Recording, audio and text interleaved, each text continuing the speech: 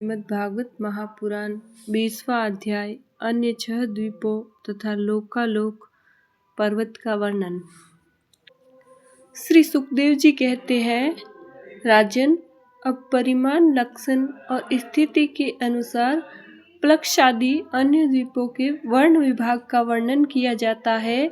जिस प्रकार मेरु पर्वत जम्बू द्वीप से घिरा हुआ है, उसी प्रकार जम्बू द्वीप भी अपने ही समान परिमाण और विस्तार वाले खारे जल के समुद्र से परिवेष्टित है। फिर खाई जिस प्रकार बाहर के उपवन से घिरी रहती है, उसी प्रकार श्रार समुद्र भी अपने से दूने विस्तार वाले प्लक्ष द्वीप से घिरा हुआ है। जम्बू द्वीप में जितना बड़ा जामुन का पेड़ है, उतने ही विस्तार वाला वहाँ सुवर्णमय प्लक्ष पाकर का वृक्ष है। उसी के कारण उसका नाम प्लक्ष द्वीप है।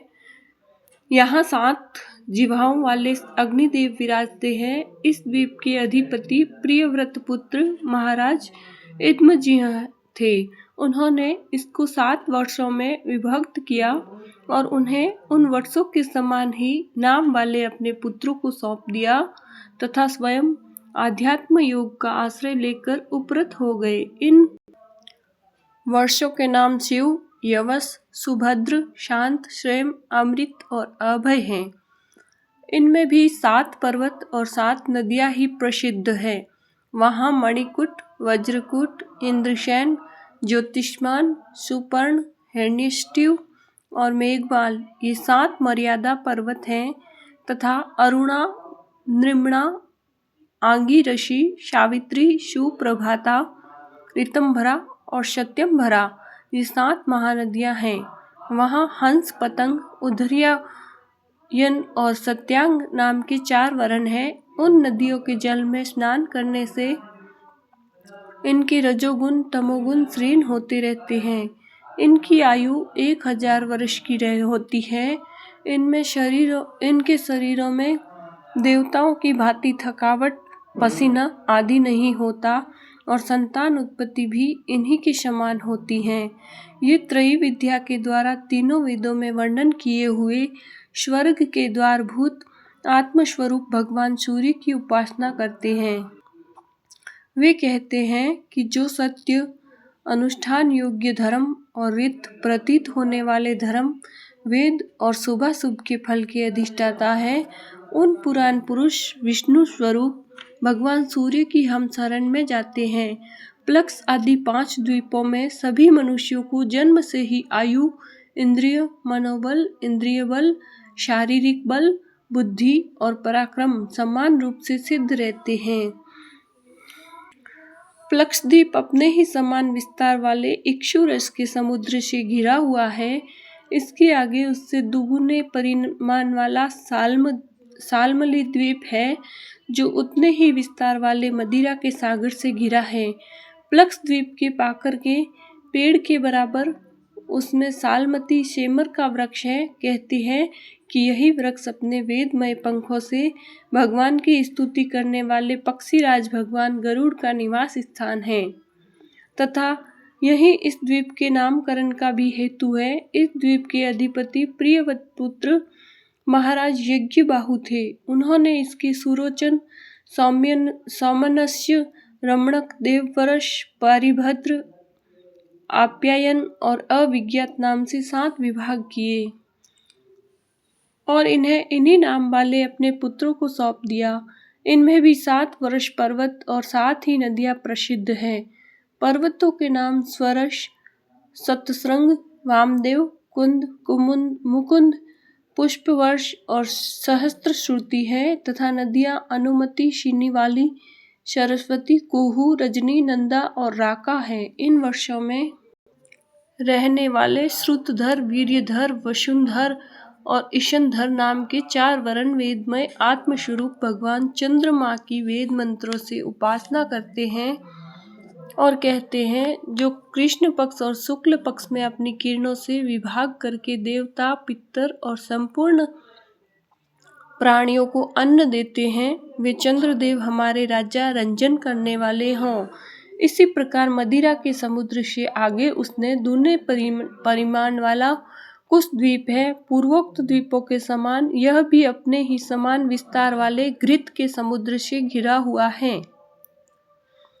इसमें भगवान का रचा हुआ एक कुशों का झाड़ है, उसी से इस द्वीप का नाम निश्चित हुआ है। वह दूसरे अग्निदेव के समान अपनी कोमल शिखाओं की कांति से समस्त दिशाओं को प्रकाशित करता रहता है। राजन, इस द्वीप के अधिपति प्रियव्रत पुत्र महाराज हिरण्यरेता थे। उन्होंने इसके 7 विभाग करके उनमें से एक एक अपने 7 पुत्र वशु, वशुदान, दृढ़रुचि, नाभिगुप्त, सतुत्यव्रत, विविक्त और वामदेव को दे दिया और स्वयं तप करने चले गए। उनकी सीमाओं को निश्चय करने वाले 7 पर्वत हैं और 7 ही नदियां हैं। पर्वतों के नाम चक्र, चतुसंग, कपिल, चित्रकूट, देवनिक, उधर्वरोमा और द्रवीण हैं। नदियों के नाम हैं रसकुल्या, मधुकुल्या, मित्रवृंदा, श्रुतवंदा, देवगर्भा, घृतच्युता और मंत्रमाला।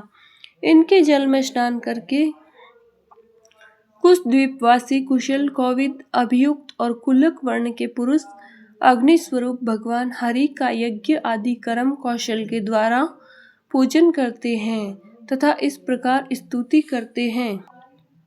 अग्नि, आप पर ब्रह्म को साक्षात हवि पहुंचाने वाले हैं, अतः भगवान के अंगभूत देवताओं के यजन द्वारा आप उन परम पुरुष का ही यजन करें। राजन, फिर घृत समुद्र से आगे उससे द्विगुण परिमाण वाला कौंच द्वीप है। जिस प्रकार कुश द्वीप घृत समुद्र से घिरा हुआ है, उसी प्रकार यह अपने ही समान विस्तार वाले दूध के समुद्र से घिरा हुआ है। यहाँ क्रौंच नाम का एक बहुत बड़ा पर्वत है, उसी के कारण इसका नाम क्रौंच द्वीप हुआ है। पूर्व काल में श्री स्वामी कार्तिकेय जी के शस्त्र प्रहार से इसका कटी प्रदेश और लता निकुंज आदि क्षत विक्षत हो गए थे, किंतु श्रीर समुद्र से सींचा जाकर और वरुण देव से सुरक्षित होकर यह फिर निर्भय हो गया। इस द्वीप के अधिपति प्रियव्रत पुत्र महाराज धृतराष्ट्र थे। वे बड़े ज्ञानी थे। उन्होंने इसको 7 वर्षों में विभक्त कर उनमें उन्हीं के समान नाम वाले अपने 7 उत्तराधिकारी पुत्रों को नियुक्त किया और स्वयं संपूर्ण जीवों के अंतरात्मा परम मंगलमय कीर्तिशाली भगवान श्री हरि के पावन पादार विंदों की शरण ली। महाराज धृतपृष्ठ के आम, मधुरूह, मेघपृष्ठ, सुधामा, ब्राजिष्ठ, लोहितार्ण और वनस्पति ये 7 पुत्र थे। उनके वर्षों में भी 7 वर्ष पर्वत और 7 ही नदियां कही जाती हैं।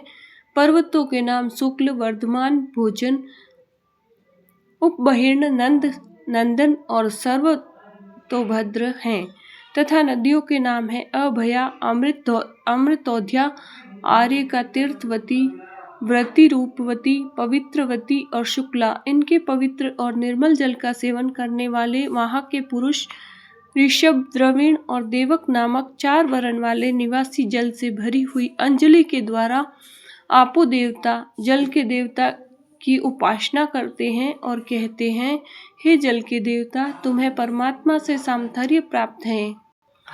तुम भूः, भुवः और स्वः तीनों लोकों को पवित्र करते हो, क्योंकि स्वरूप से ही पापों का नाश करने वाले हो। हम अपने शरीर से तुम्हारा स्पर्श करते हैं, तुम हमारे अंगों को पवित्र करो। इसी प्रकार क्षीर समुद्र से आगे उसके चारों ओर 32 लाख योजन विस्तार वाला शाक द्वीप है, जो अपने ही समान परिमाण वाले मट्ठे के समुद्र से घिरा हुआ है।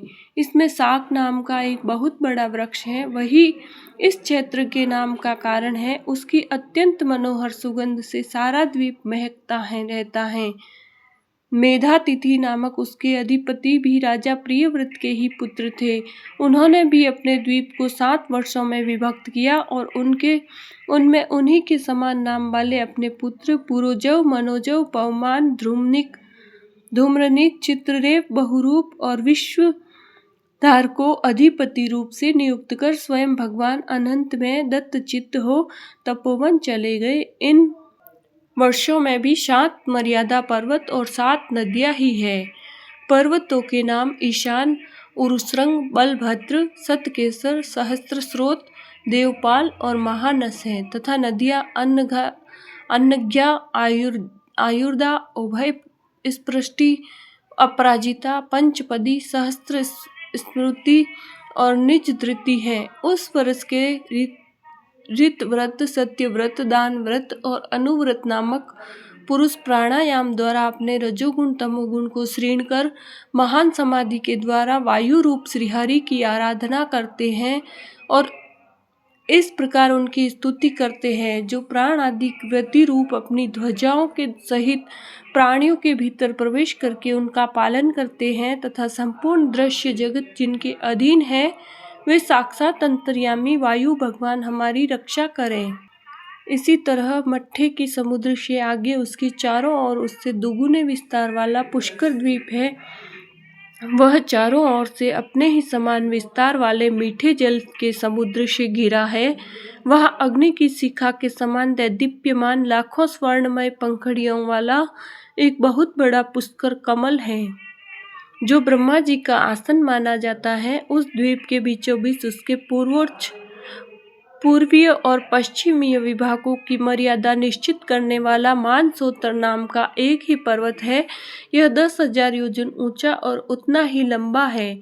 इसके ऊपर चारों दिशाओं में इंद्र आदि लोकपालों की 4 पुरियां हैं। इन पर मेरु पर्वत के चारों ओर घूमने वाले सूर्य के रथ का संवत्सर रूप पहिया देवताओं के दिन और रात अर्थात उत्तरायण और दक्षिणायन के क्रम से सर्वदा घूमा करता है। उस द्वीप का अधिपति प्रियव्रत पुत्र वितिहोत्र भी अपने पुत्र रमणक और धातकी को दोनों वर्षों का अधिपति बनाकर स्वयं अपने बड़े भाइयों के समान भगवत सेवा में ही तत्पर रहने लगा था। वहां के निवासी ब्रह्मरूप भगवान हरि की ब्रह्मसालोक्यादि की प्राप्ति कराने वाले कर्मों से आराधना करते हुए इस प्रकार स्तुति करते हैं, जो साक्षात कर्म फल रूप है और एक परमेश्वर में ही जिसकी पूर्ण स्थिति है तथा जिनकी सब लोग पूजा करते हैं। ब्रह्म ज्ञान के साधन रूप उन अद्वितीय और शांत स्वरूप ब्रह्मा मूर्ति भगवान को मेरा नमस्कार है। श्री सुखदेव जी कहते हैं, राजन, इसके आगे लोकालोक नाम का पर्वत है। यह पृथ्वी के सब और सूर्य आदि के द्वारा प्रकाशित और अप्रकाशित प्रदेशों के बीच उनका विभाग करने के लिए स्थित है। मेरु से लेकर मंदसोत्तर पर्वत तक जितना अंतर है उतनी ही भूमि शुद्धोदक समुद्र के उस ओर है। उसके आगे सुवर्णमय भूमि है जो दर्पण के समान स्वच्छ है। इसमें गिरी हुई कोई वस्तु फिर नहीं मिलती, इसलिए वहां देवताओं के अतिरिक्त और कोई प्राणी नहीं रहता। लोकालोक पर्वत सूर्य आदि से प्रकाशित और अप्रकाशित भूभागों के बीच में है, इससे इसका नाम यह नाम पड़ा है। इसे परमात्मा के त्रिलोकी के बाहर इसके चारों ओर सीमा के रूप में स्थापित किया है। यह उतना ऊंचा और लंबा है कि इसके एक और से तीनों लोकों को प्रकाशित करने वाली सूर्य से लेकर ध्रुव पर्यंत समस्त ज्योतिर्मंडल की किरणें दूसरी ओर नहीं जा सकती। विद्वानों ने प्रमाण, लक्षण और स्थिति के अनुसार संपूर्ण लोकों का इतना ही विस्तार बतलाया है। यह समस्त भूगोल 50 करोड़ योजन है। इसका चौथाई भाग अर्थात 12.5 करोड़ योजन विस्तार वाला यह लोकालोक पर्वत है। इसके ऊपर चारों दिशाओं में समस्त संसार के गुरु स्वयंभू श्री ब्रह्मा जी ने संपूर्ण लोकों की स्थिति के लिए ऋषभ, पुष्कर, चूड़, वामन और अपराजित नाम के 4 गजराज नियुक्त किए हैं। इन दिग्गजों की और अपने अंश स्वरूप इंद्र आदि लोकपालों की विविध शक्तियों की वृद्धि तथा समस्त लोकों के कल्याण के लिए परम ऐश्वर्य के अधिपति सर्वांतर्यामी परम पुरुष श्री हरि अपने विश्वक्षेन आदि पार्षदों के सहित इस पर्वत पर सब और विराजते हैं। वे अपने विशुद्ध सत्व श्री विग्रह को, जो धर्म, ज्ञान, वैराग्य और ऐश्वर्य आदि 8 महासिद्धियों से संपन्न है, धारण किए हुए हैं। उनके कमलों में शंख चक्र आदि आयुध सुशोभित हैं। इस प्रकार अपनी योग माया से रचे हुए विविध लोकों की व्यवस्था को सुरक्षित रखने के लिए वे इसी लीलामय रूप से कल्प के अनंत तक वहाँ सब और रहते हैं। लोकालोक के अंतर्वर्ती भूभाग का जितना विस्तार है, उसी से उसके दूसरी ओर के आलोक प्रदेश के परिमाण की भी व्याख्या समझ लेनी चाहिए। इसके आगे तो केवल योगेश्वरों की ही ठीक ठीक गति हो सकती है। राजन, स्वर्ग और पृथ्वी के बीच जो ब्रह्मांड का केंद्र है, वही सूर्य की स्थिति है। सूर्य और ब्रह्मांड गोलक के बीच में सब ओर से 25 करोड़ योजन का अंतर है। सूर्य इस मृत अर्थात मरे हुए अचेतन अंड में वैराज रूप से विराजते हैं। इसी से इनका नाम मार्तंड हुआ है। ये हिरण्यमय ज्योतिर्मय ब्रह्मांड से प्रकट हुए हैं, इसलिए इन्हें हिरण्यगर्भ भी कहते हैं। सूर्य के द्वारा ही दिशा, आकाश, ध्रुवलोक, अंतरिक्षलोक, भूलोक, स्वर्ग और मोक्ष के प्रदेश, नरक और रसातल तथा अन्य समस्त भागों का विभाग होता है। सूर्य ही देवता, तिर्यक, मनुष्य, सरीसृप और लता वृक्ष आदि समस्त जीव समूहों के आत्मा और नेत्रेंद्रिय के अधिष्ठाता हैं। बोलिए श्री कृष्णचंद्र भगवान की जय।